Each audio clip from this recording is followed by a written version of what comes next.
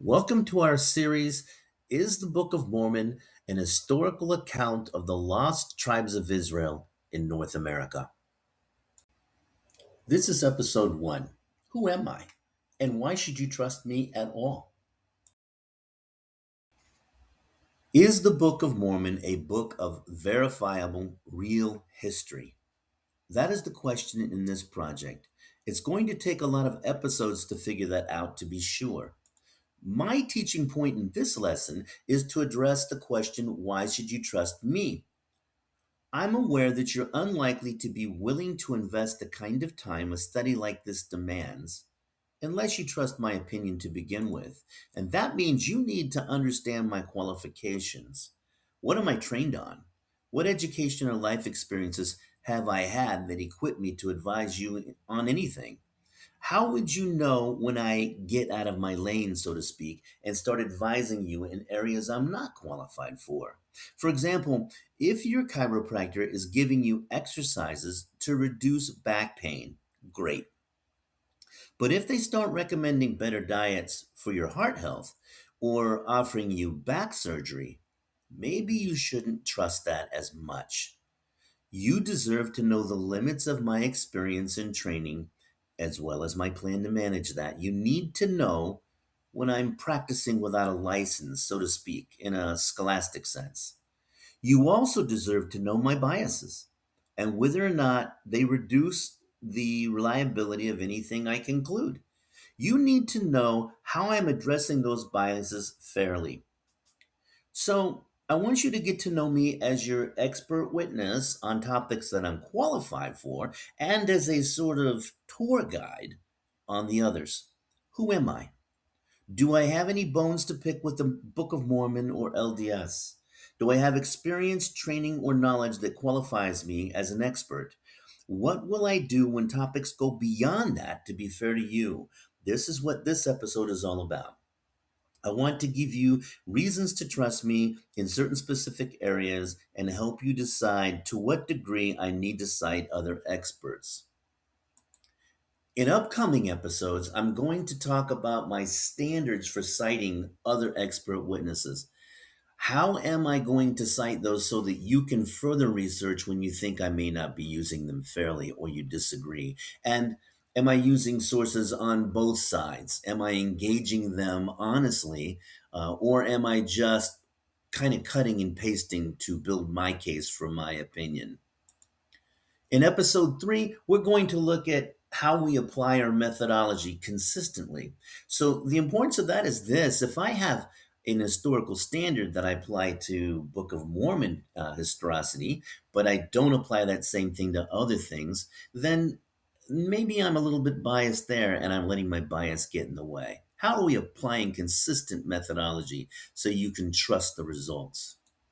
And then finally, after we've done all of that, we'll be ready to examine the claims of the Book of Mormon that we're going to investigate. Considering the source is always a great idea when choosing study material, and so I think it's important to start by introducing me.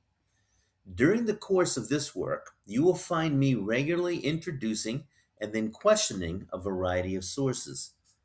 In such cases, I'll weigh them against the weight of all other evidence, question motives where there may be a conflict, and even point out internal inconsistencies. At times, you may judge me to be unfair. It's hard sometimes to criticize a large volume of material without appearing so. I hope you also find me doing the same thing, though, for the sources that support my argument. I'm also aware that I'm open to the same kind of engagement. Why would you trust me, a non Mormon, about Mormonism at all? It's pretty clear you deserve to know my background and qualifications and even my motives. My name is Kevin Warren. Until late in my life, you could easily categorize me as the classic case of somebody being blown by every wind of doctrine. That's Ephesians 4:14. I want to mention also when I do Bible references, they will always be from the English Standard Version in the course of this material, unless I say otherwise. So I don't want to keep having to say according to the ESV. I was actually born into the Book of Mormon. At the time of my birth, my family were Bickertonites from Monongahela, Pennsylvania. You don't really need to know much about them to understand the relevancy of this to this work. You should know that Bickertonites deeply believe in Joseph Smith as a true prophet and therefore affirm the Book of Mormon entirely. They just disagreed at the time of Joseph Smith's death that Brigham Young was the right prophet. And then again, they disagreed a little while later with the person that they originally thought was supposed to be the leader, Sidney Rigdon, and chose to follow Bickerton in Monongahela, Pennsylvania. So I have every wind of doctrine roots kind of in my blood. When my father joined the Air Force, we found ourselves transported to places where LDS was prominent, but there were no Bickertonites. We felt unwelcomed in the LDS communities, and we really didn't want to be involved with following anybody that we thought was a false prophet, anyways. Since my family still affirmed Jesus as Lord, I became infused and reinfused into whatever version of Jesus is Lord was dominant in the various communities where I lived. Mostly that was Texas, Colorado, and Arkansas. My personal theology resembled a casserole far more than a simple steak and potatoes meal, to say the least. What I learned from my theological casserole life was to adapt as opposed to taking an attackable position. Thus, I was probably the first Catho, Baptist, Methi, charizologist to ever firmly uphold the Book of Mormon. In fact, back then, if I had to choose one or the other, I would have affirmed the Book of Mormon over the Bible, just because it was so me to do so. I love the idea that my family had a little special Gnostic insight, clearly proven by the fact that our church was named after Jesus. We were the people, quote, called by his name. And both the Bible in 2 Chronicles 7:14 and the Book of Mormon in 3 Nephi 27:8 agree that this is a mark of the true church. Forget the fact that the name of God in Chronicles was actually Yahweh, not Jesus, and that all Christians technically bear the name of Christ. Don't get stuck in the details. In fact, believing in the Book of Mormon while not being LDS allowed me to affirm any theological position I was required to do in order to fit in. And being a military brat, where I moved around a lot, it escalated fitting in to an almost primal need. As a Bickertonite, who could question my beliefs? Does anyone outside Monongahela even know what a Bickertonite is? Now, I know fitting in is a pretty shallow theological reasoning. Don't worry, it gets worse. In the mid 70s, I experienced a major cultural change.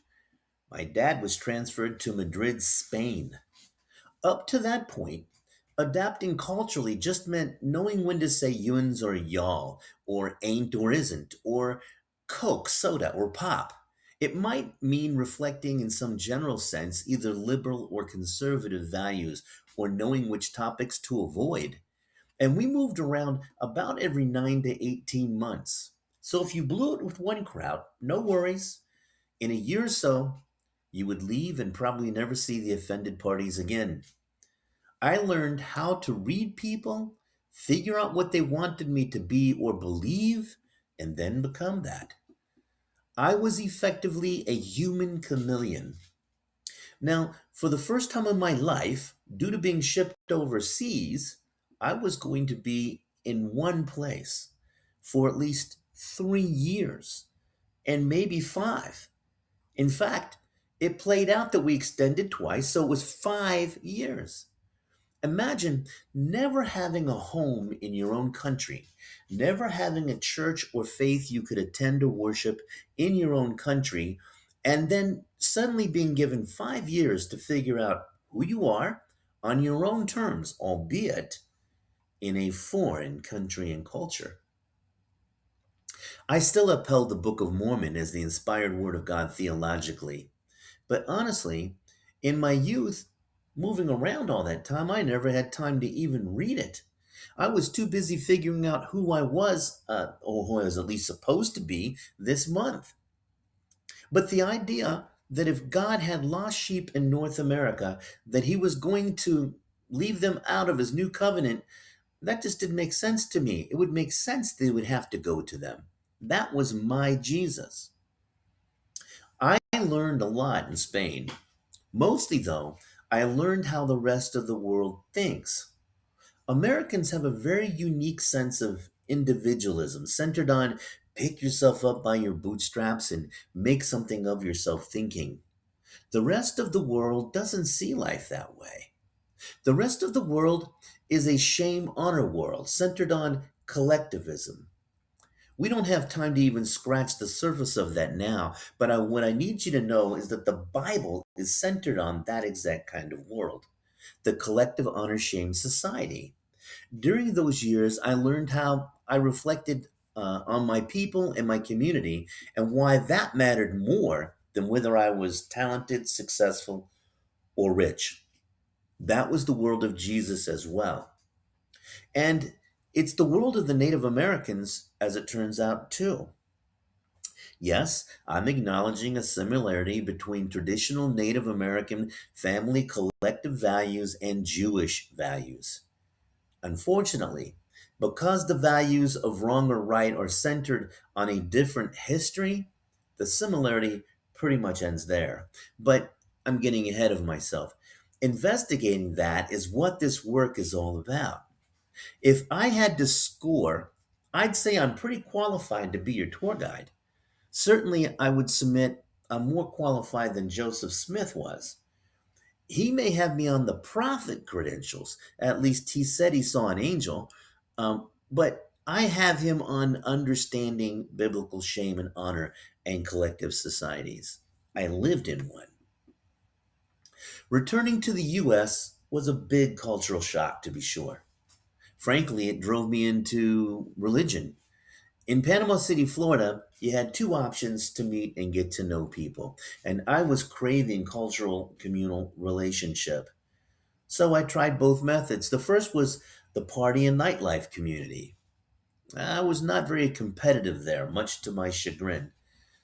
I was successful, though, in the Southern Bible Belt world, the charismatic church world. And since I thought that was where I was going to be, Florida, the rest of my life, and certainly my college years, I began to really question my commitment to the Book of Mormon. I became the best charismatic, name it, claim it, Bible teaching, college age kid I could be. I even learned some canned, easy to remember, off the shelf, tract centered refutations of the Book of Mormon. Eventually, though, name it, claim it proved to be as theologically hollow as Bickertonism without reading the Book of Mormon. For me, that whole line of thinking fell apart once I started to face the real struggles of life and saw God was a little bit more profound than being my personal candy machine ready to meet my every need. That led to a massive crash and burn and moved me into focus on family and secularism. In fact, I became the traditional Americanistic, be the best you can be, Western individualist you can envision.